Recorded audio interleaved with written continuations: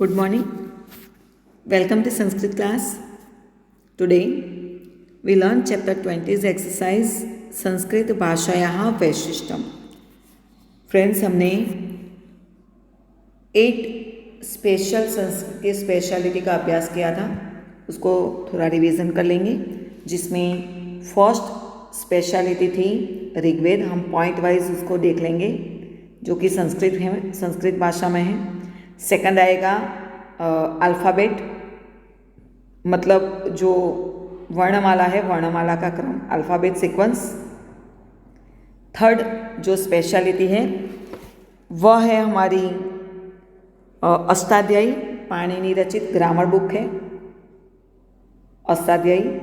Fourth में आएगा Mahabharat. Fifth में आएगा रामायण.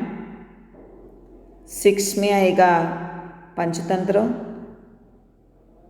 सेवंथ स्पेशल फीचर्स में आएगा 10 कुमार चरित. बुक का नाम के वाइज हम याद रखेंगे. और लास्ट 8 में आएगा शिशुपाल वध. तो ऋग्वेद जो हमारी है वह ऋग्वेद संस्कृत में लिखी गई. ऑल इंडिया की, ऑल वर्ल्ड की लाइब्रेरी में वह मौजूद है. वर्णमाला का जो अल्फ़ाबेट का सीक्वेंस क्रम है वो लॉजिकली और साइंटिफिक है, वह संस्कृत में ही है. अष्टाध्यायी कंपोज बाय पाणिनि, और वह ह्यूमन ब्रेन की जितनी इम्पोर्टेंस उसका संस्कृत में है.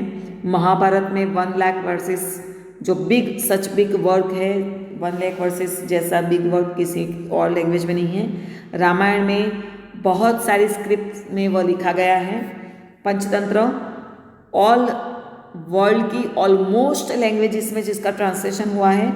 10 कुमार चरित प वर्ग के बिना 7 सेक्शन में कैरेक्टर डायलॉग बोलता है. और शिशुपाल वध में एक जो पोइटिकल वर्क है उसमें द और न वर्ण से ही पूरा काव्य लिखा गया है. तो यहाँ पे हमने ऐसे स्पेशलिटी को पढ़ा है. अब उसकी एक्सरसाइज हम देखेंगे.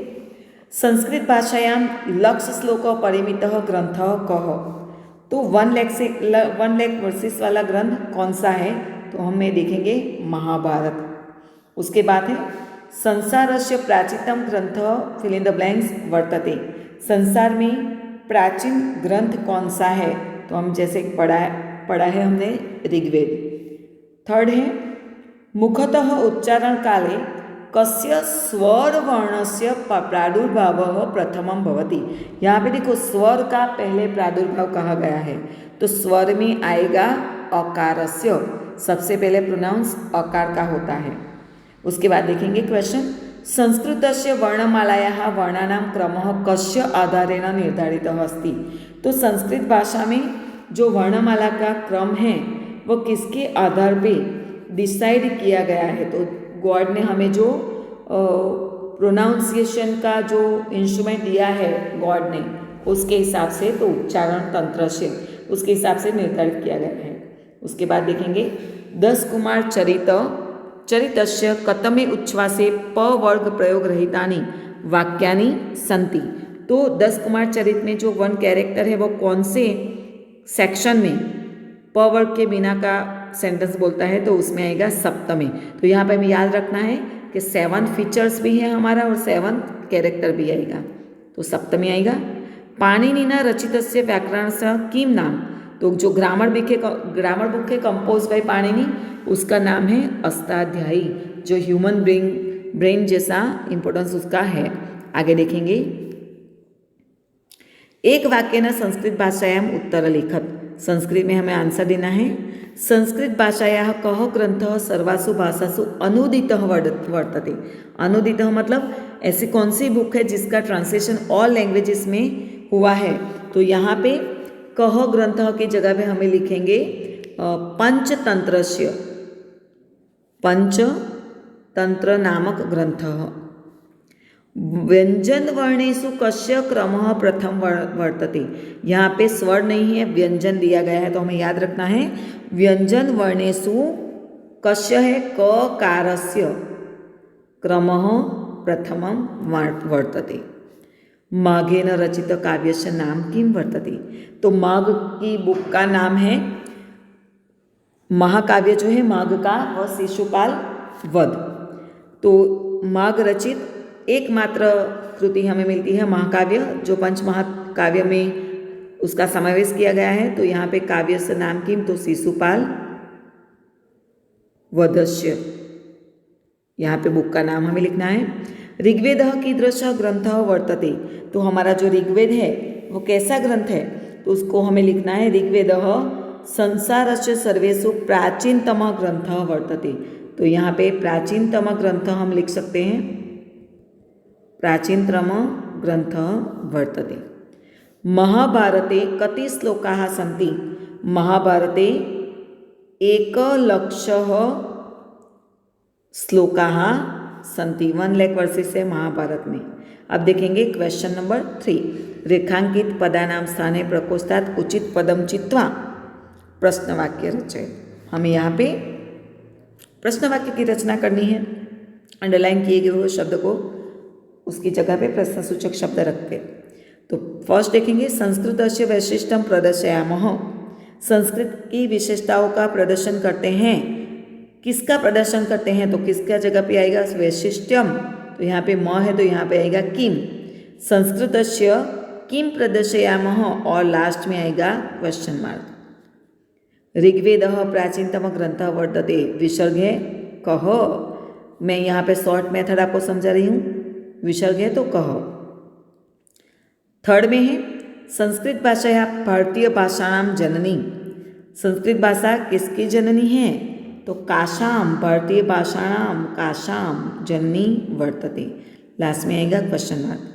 पंचतंत्र नामक ग्रंथ सर्वासु भाषासु अनुदितः वर्तते, पंचतंत्र नामक ग्रंथ सब भाषाओं में अनुदित किया गया है।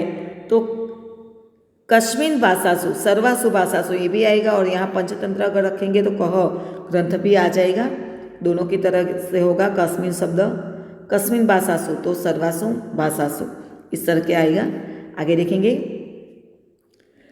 शब्द रूपे है रिक्त स्थानानि पूरयत, तो यहाँ पे हमें विभक्ति का प्रयोग करना है, विभक्ति की fill in the blanks complete करनी है। तो सबसे पहले देखेंगे कि जो शब्द दिया गया है उसमें कौन सी विभक्ति लगी हुई है। सबसे पहले है ग्रंथेन, तो न पूरा है, तो रामेण, तो रामेणमा, रामेण, तो यहाँ अण का न होगा। तो हम जैसे देखेंगे रामेण की जगह पे आएगा थर्ड विभक्ति का प्रयोग। तो फिल इन द ब्लैंक्स में द्वितीय विभक्ति और द्विवचन और बहुवचन को लिखना है थर्ड विभक्ति में। तो उसका आंसर हम देखेंगे, जैसे कि रामाभ्याम और रामे है, तो यहाँ पे ग्रंथे न की जगह आएगा ग्रंथाभ्याम ग्रंथे है।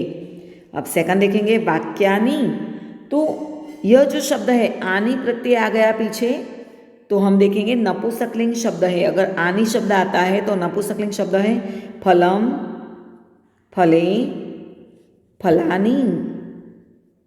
तो वाक्यम, वाक्ये, वाक्यानि, पुस्तकम, पुस्तके, पुस्तकानि, नेत्रम, नेत्रे, नेत्राणि।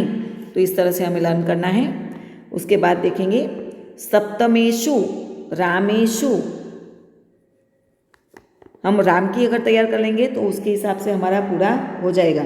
तो जैसे हम देखेंगे रामे, रामयोहो, रामेषु, तो सप्तमे, सप्तमयोहो, सप्तमेषु। आगे देखेंगे आचार्य, तो फर्स्ट विभक्ति है रामः, रामो, रामाः, तो आचार्य, आचार्यो, आचार्याः। आगे देखेंगे भाषासु, तो यहाँ पे भाषा आकारांत है। आगे का शब्द कौन से कारांत में है वह भी हमें देखना है।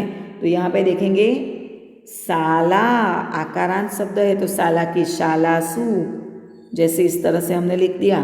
तो आकारांत में हमारा टेबल आ जाएगा शालायाम, शालयोः, शालासु। तो सप्तमी विभक्ति है, तो यहाँ पे आएगा भाषायाम, भाषयोः, भाषासु। इस तरह की हमारी पूरी विभक्ति कंप्लीट हो गई।